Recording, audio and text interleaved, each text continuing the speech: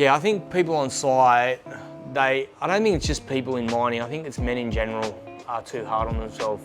And I think then by default, women are too hard on themselves because it's like a competition for women. They need to like prove themselves that I'm good enough for this role because of like gender diversity stuff, which is causing all these issues going on. I think for some men, they feel like they're not doing enough and that they're being left behind, and they're kind of like generating a story around that. We just have this generational trauma that just gets passed on from generation to generation. If you think of like Vietnam War was like in the 1960s, like we're 2 generations out of that.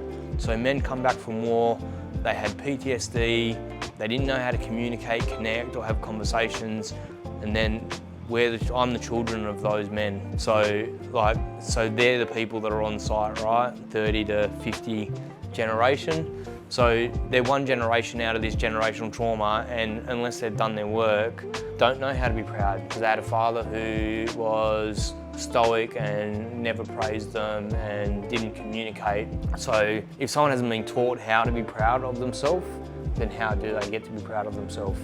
And I think that's the real challenge, is that we have this generational thing happening where, and the other thing is, who asks, like, are you proud? And it's something there's some culture in some organisations that's shifting, like at BHP, at Wheatstone.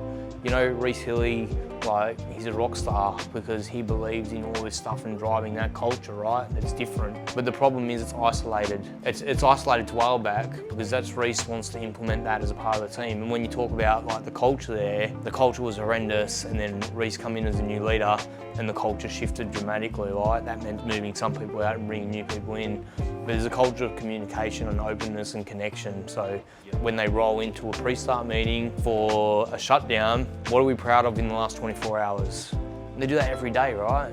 So if all of a sudden people are talking about pride in their job, that translates to pride in ourselves, right?